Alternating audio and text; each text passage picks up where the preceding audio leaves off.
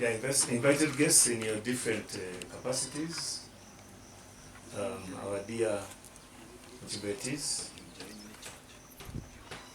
staff of ECAI, other partners in this project. We are here to launch the Sustainable Youth Micro, Small and Medium Enterprises through Urban Farming project. The products are visible on our flyers. Among others, we want to emphasize entrepreneurship and business incubation management. We'd like to emphasize innovations and technologies access. We'd like to emphasize input and output market development support services, access to financial products and services, and ecosystem building services. I think our target value chains are demonstrated. We have poultry, we have aquaria, we have rabbit farming, and then we have horticulture, but many more are perhaps going to be included along the way. I think this is a conversation that speaks to transformation. We are moving the country from old models that have failed to deliver. The emphasis on macroeconomics has given a toll, so we are now moving to taking the country's development into the hands of the citizens, especially through youth, women, and other marginalized categories, including refugees, among others. So, in my capacity as Chief Guest of Honor, I'm happy to be here. I'm the Vice Chancellor of the University, but I also want to mention that I was incubated here. So I'm a bona fide product of this incubation center. So I'm really at home. Ladies and gentlemen, you're in good hands. You're the youth. We are banking on you to take this country to another level. This program, one of the key driving factors is called innovations and technologies. So the guest of honor is not here by accident, it's because we value the importance of innovations, research, knowledge generation for economic transformation. But we're also saying the science that does not bring money to the pocket and food on the table is not science. That's the reason why across the continent we are saying let's engage universities, let's engage research institutions. It's not enough to work on publications. 280 pages. You're given PhD, become a doctor. But what is challenging, you're only promoting poverty. Why? You did your research, how a spider walks against the wall. You also got your PhD, but you cannot offer a relevant solution to society. So you graduate with a paper. So we are saying, look, in 2015, we organized a team of experts from Africa to visit Ireland, and then another team to visit Finland. And in Finland, one of the universities, Hamok University, they have got a model called Learn as you earn. We are students here about that project. Very good. So, you didn't know, but I introduced that in Africa. So 2015, I organized 17 African universities. And in Uganda, we had Makerere University. It was one of them. And then we said, look, what is it that these people are doing differently? Every university, go to Columbia in US, they are running businesses. The universities, they've got joint ventures. Columbia University, they are the ones who started what we call the food banks in the US. Columbia University farm, incubation farm, the average annual income of the university is $3 million from the farm, just total sales. The university students that are part of the ecosystem and the lecturers, they earn they share 30% of the proceeds per year. You go to the root cell, you come back, you are given a degree in marketing based on the sale. That's a challenge we're getting in the private sector. You are recruiting guys that have got masters and PhD in marketing that cannot even sell a suite, which is already sweet. Why? They concentrate on academic excellence without understanding the basics of marketing. So we are saying, look, how do we work together to bridge that gap? And that's why we started another program. Those of you are interested to read. I designed another program in Africa called UniBrain.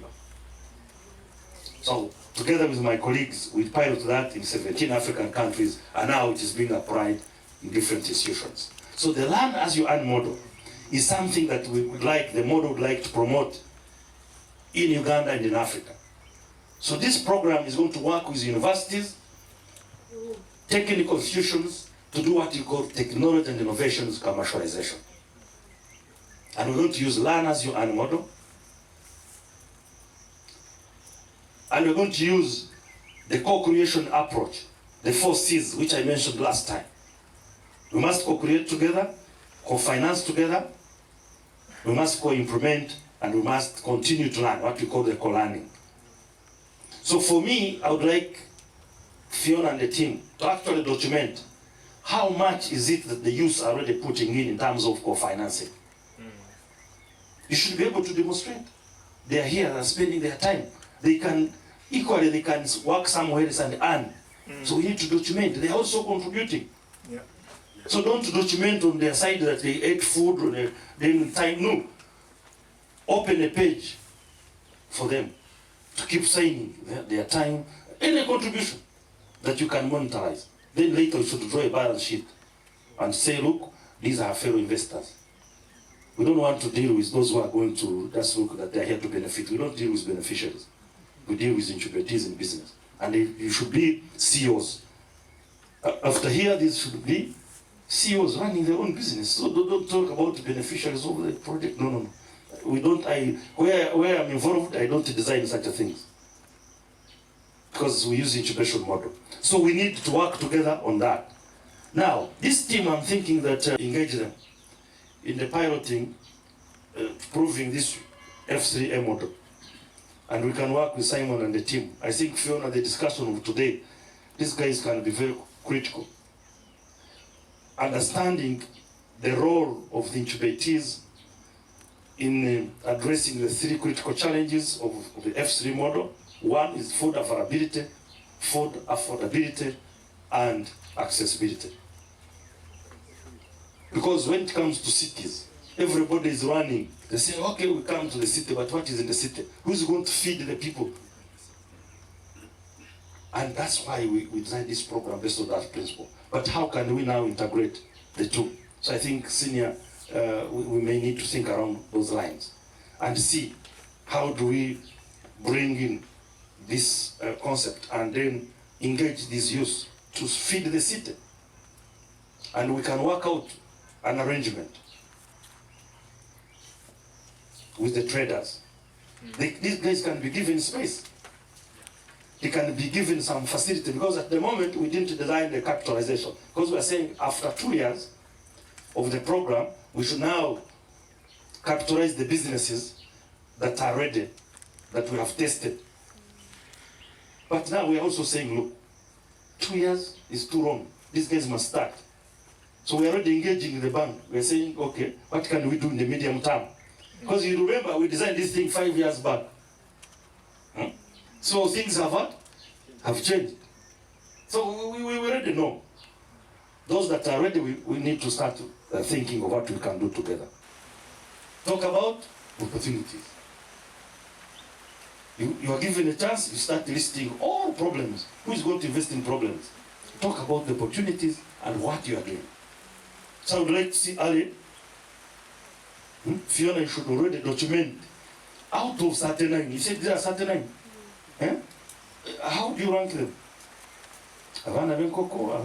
They must be ranked. What are they doing differently? Even if you bring 2 people born together, they'll never be the same.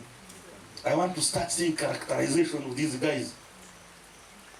Pitching and you telling me that this one actually, we don't need to wait. We should tell the bank to see whether there's an opportunity. Simon, in our investment club, we can invite some of them to pitch the ideas.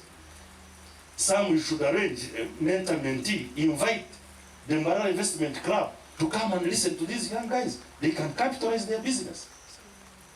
That's why he's here. So to me,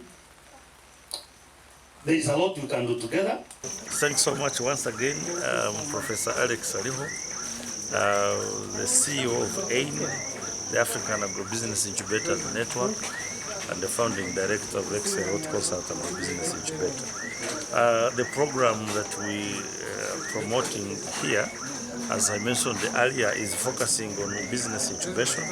By incubation, we mean we support startups and SMEs to understand how to start their business, how to manage their business, and how to sustain their business. And in doing so, we work with different partners. And I'm happy that in Uganda now, today we are launching a program that we are implementing in partnership with the African Development Bank, with the African Project Development Center based in Nigeria, and IITA, the International Tropical Institute, which is Tropical Institute of Agriculture, which is also based in Africa, but majorly also in Nigeria, in Uganda and other African countries. The purpose of this project is focusing on supporting the urban youth, the youth that have graduated and have failed to be able to attain decent jobs.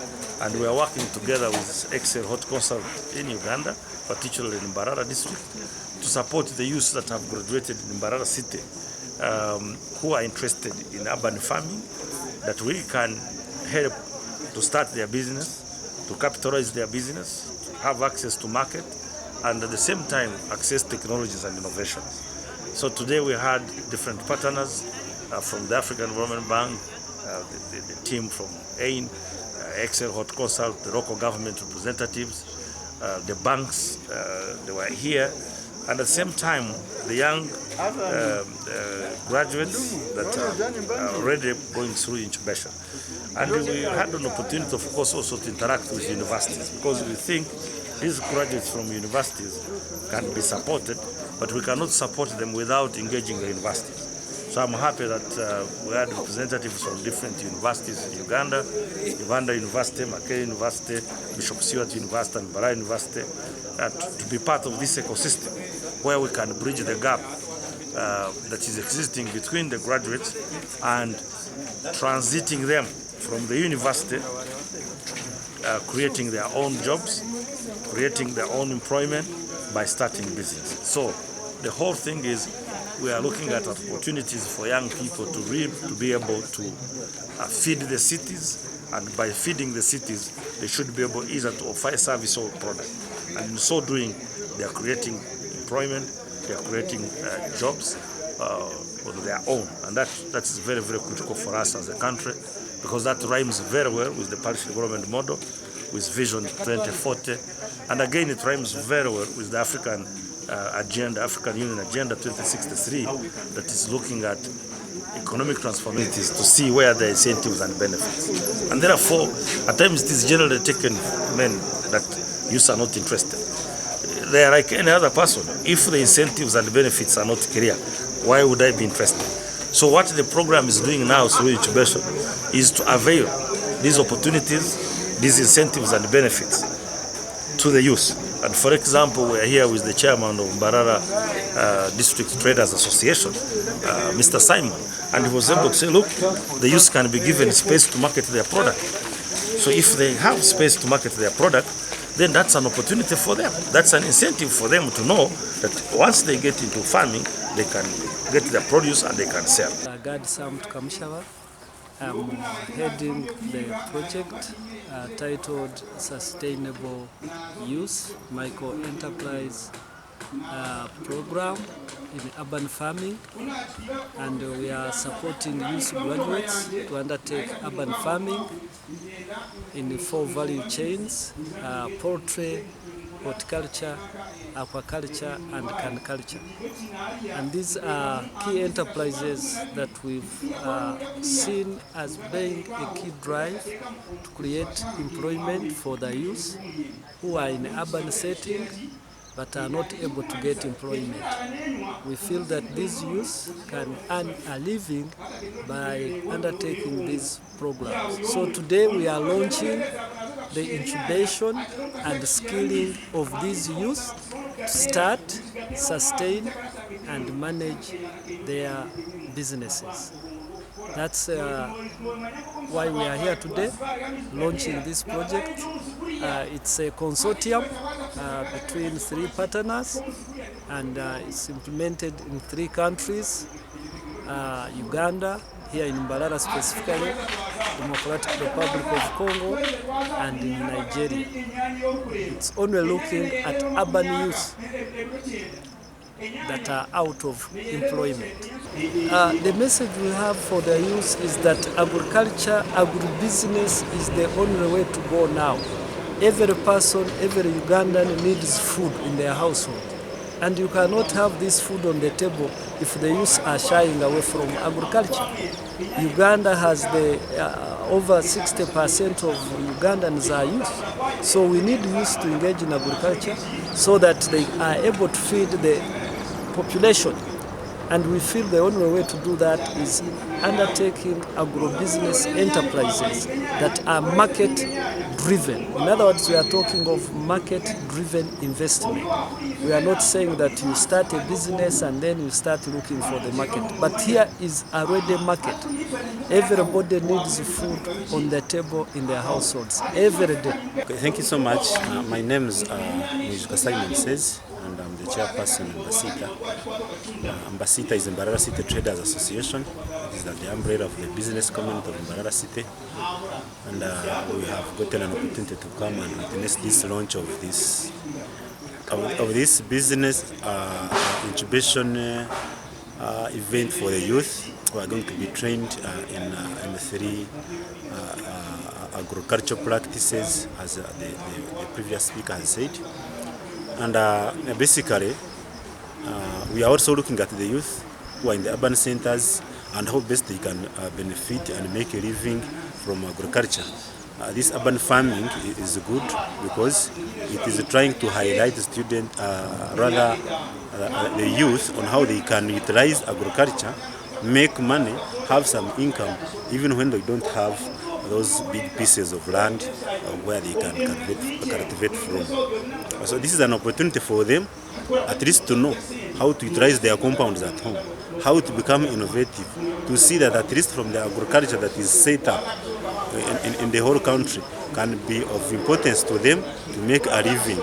Much as they don't have those big pieces of land, that they still can understand how to utilize the ones they have so that they can at least have something in their pockets. Okay, we are seeing some youths. There are many in towns, in urban centers, they don't want to go to villages to dig. Which message do you have for them? The digging should not only be focused as if it can only be done in villages, even in town. Like this training is going to train urban farming. The word urban means, you can say, towns, or places or business places. So the agriculture should not only be seen as if it can be done in villages, it can also be done in town, but in a different fashion. So the fashion that is going to be trained here is now this urban farming, which is almost the same as the one done in villages, but only that the fashion has changed, but still the output and the income can remain the same. They can choose to use drip lines, they can choose to use sprinkler. So water is pumped for us to move from here, then to the hill and back. And then the community engagement.